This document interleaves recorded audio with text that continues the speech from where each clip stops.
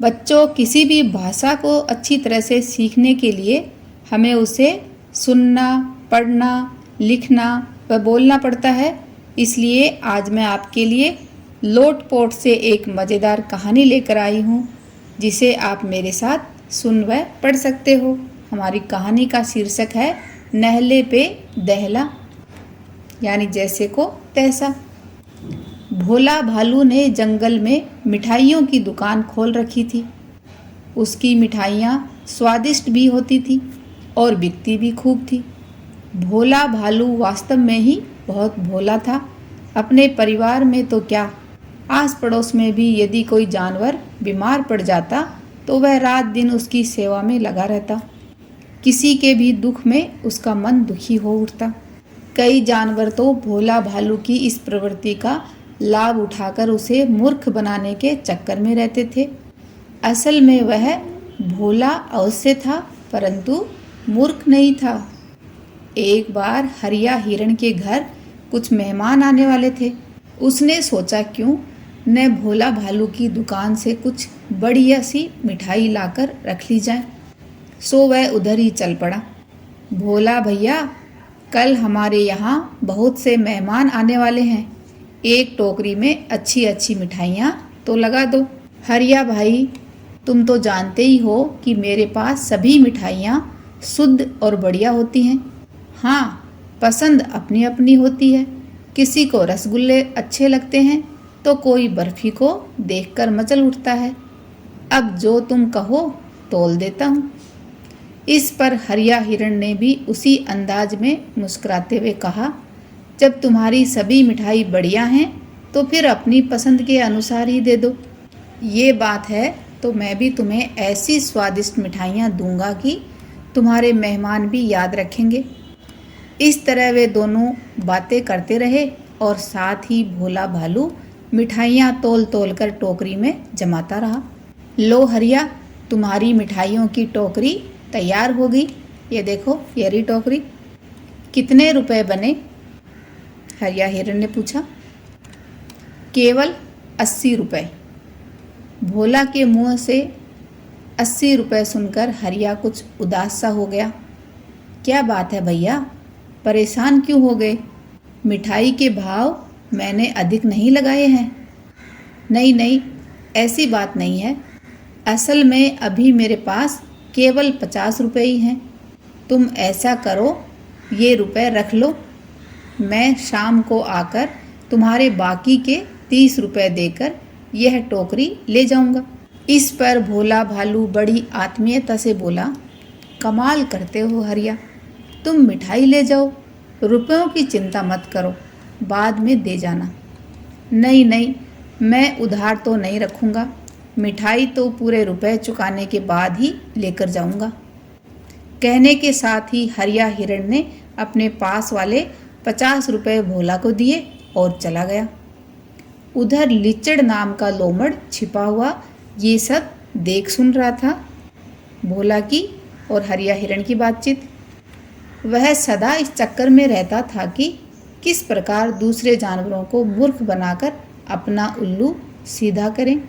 ये रहा जो इन दोनों की बातें छुपकर सुन रहा था। इस समय भी वह ऐसी ही युक्ति के जुगाड़ में लगा हुआ था। कुछ देर की माथापच्ची के बाद आखिर एक तरकीब उसके दिमाग में घुसी गई। उस समय तो वह मन ही मन खुश होता हुआ वहाँ से चला गया। शाम को सूरज छिपने लगा था। कुछ अंधेरा सा भी हो गया था। लीचड़ लोमड़ ने अच्छे अच्छे कपड़े पहने और भोला भालू की दुकान पर जा पहुँचा। कहो भोला भाई, क्या हाल चाल है? मेरे हाल तो ठीक हैं, तुम सुनाओ, आज यहाँ कैसे आना हुआ? इस पर लिचड़ लोमड़ तपाक से बोला, क्या बताऊँ भैया, अपने से तो किसी की तकलीफ नहीं देखी जाती। कल सुबह हरिया हिरण के यहाँ मेहमान आने वाले जो हैं, इसलिए तो वह तुम्हारी दुकान पर मिठाई की टोकरी रखवा गया था। पैसे पूरे नहीं थे तो टोकरी लेकर भी नहीं गया। कितना ईमानदार और भोला है वह।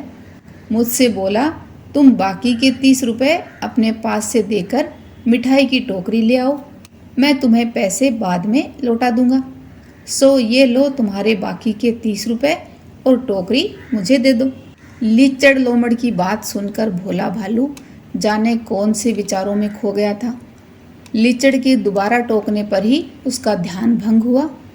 क्यों, क्या बात है? कौन से विचारों में गोते खा रहे हो भैया? नहीं, कुछ नहीं। असल में बात यह है कि वह टोकरी तो मैंने किसी और को दे दी। तुम जरा ठहरो, मैं अभी दूसरी टोकरी अंदर से लगाकर लाता हूँ। इतना कहकर भोला भालू अपनी दुकान के अंदर गया और कुछ ही देर में मिठाई से भरी टोकरी सामने लाकर रख दी। लो भैया, अपने बाकी के 30 रुपए। लीचड़ लोमड़ ने 30 रुपए भोला भालू को दिए और मिठाई की टोकरी सिर पर रखकर चल पड़ा। लीचड़ घर पहुंचा तो पूरी तरह रात हो चुकी थी। रास्ते भर मिठाई की खुशबू से उसके नाक और दिमाग में तरावट आ गई थी। तभी बच्चों आपको समझ आई लीचड़ लोमड़ ने क्या कलाकारी करी। वह 30 रुपए में ही 80 रुपए वाली टोकरी लेना चाहता था। आज तो मज़ा आ गया। 30 रुपए में 80 रुपए की मिठाई ले आया। खूब मूर्ख बनाया भोला भालू को। लेकिन हमने पहले पढ़ा था ना कि भोला भालू भोला था लेकिन मूर्ख नहीं था। इस तरह सोचते हुए लीचड़ लोमड़ ने टोकरी सिर से उतारी और मिठाई खाने लगा। टोकरी में सबसे ऊपर गुलाब जामुन लगे हुए थे। इन्हें तो बाद में खाऊंगा, पहले देख तो लूं नीचे और क्या क्या माल है। यह सोचकर लीचड़ लोमड़ गुलाब जामुन निकालकर एक बड़े बर्तन में रखने लगा। गुलाब जामुन की परत उठाते ही वह आश्चर्य में पड़ गया। उसके नीचे टोकरी में एक बड़ा सा कागज बिछा हुआ था। उसे उठाकर पढ़ा तो उस पर लिखा हुआ था, बस 30 रुपए में तो केवल इतनी सी मिठाई आएगी। कागज के नीचे कुछ पत्थर के टुकड़े और घास फूस ही भरा हुआ था। टोकरी में सबसे नीचे एक और कागज मिला जिस पर लिखा था, कहो कैसी रही लीचड़ जी। अब तो लीचड़ लोमड़ को सारी बात समझ में आ गई। अवश्य ही हरिया हिरण मुझसे पहले ही बाकी के पैसे देकर मिठाई की टोकरी ले गया होगा। उस दिन तो वास्तव में लीचड़ के साथ नहले पर दहले वाली बात हो गई थी। उम्मीद करती हूँ बच्चों आपको ये कहानी बहुत अच्छी लगी होगी। तो इसे लाइक व अपने दोस्तों के साथ शेयर ज़रूर करना। धन्यवाद।